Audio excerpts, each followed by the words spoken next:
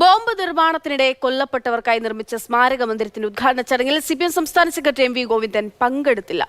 പാനൂർ ചെറ്റക്കണ്ടിയിലെ ഷൈജു സുബീഷ് എന്നിവർക്കായുള്ള സ്മാരക മന്ദിരത്തിന്റെ ഉദ്ഘാടന ചടങ്ങിൽ നിന്നാണ് പാർട്ടി സെക്രട്ടറി വിട്ടുനിന്നത്. സംസ്ഥാന സെക്രട്ടറി ഉദ്ഘാടനം ചെയ്യുമെന്ന് അറിയിച്ചിരുന്ന സ്മാരക മന്ദിരം ജില്ലാ സെക്രട്ടറി എം വി ജയരാജനാണ് ഉദ്ഘാടനം ചെയ്തത്. പാർട്ടി നേരത്തെ തീരുമാനിച്ച് പോസ്റ്റർ വരെ അടിച്ചിറക്കിയ പരിപാടിയിൽ നിന്നാണ് അവസാന നിമിഷം എം വി ഗോവിന്ദൻ വിട്ടുനിന്നത്.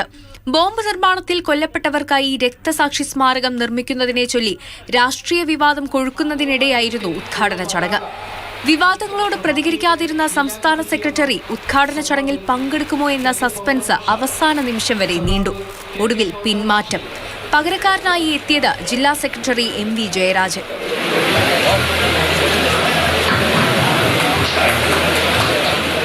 ഷൈജുവും സുധീഷും രക്തസാക്ഷികൾ തന്നെയെന്ന പാർട്ടി നിലപാട് എം വി ജയരാജൻ ആവർത്തിച്ചു.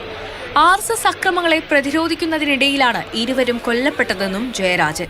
അന്ന് കൊയിലൂർ ചമതക്കാട് മേഖലയിൽ CPIMന്റെ പ്രവർത്തകന്മാർ പുഴുക്കളെ പോലെ മരിച്ചു വീഴുന്ന ഘട്ടത്തിൽ അവരെല്ലാം മരിക്കേണ്ടവരാണ് എന്ന് വിധിയെഴുതുകയാണോ ഈ നാട് ചെയ്യേണ്ടത്?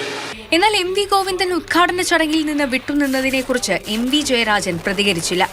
രക്തസാക്ഷി സ്മാരക നിർമ്മാണം വിവാദമായ പശ്ചാത്തലത്തിലാണ് ജില്ലയിലുണ്ടായിട്ടും എം വി ഗോവിന്ദൻ പരിപാടിയിൽ പങ്കെടുക്കാതിരുന്നത് എന്നാണ് സൂചന. ഷൈജുവും സുഭീഷും കൊല്ലപ്പെടുമ്പോൾ CPM ജില്ലാ സെക്രട്ടറിയായിരുന്ന P ജയരാജനും സ്മാരകത്തിന്റെ ഉദ്ഘാടന ചടങ്ങിന് എത്തിയില്ല. മാതൃഭൂമി ന്യൂസ്, കണ്ണൂർ.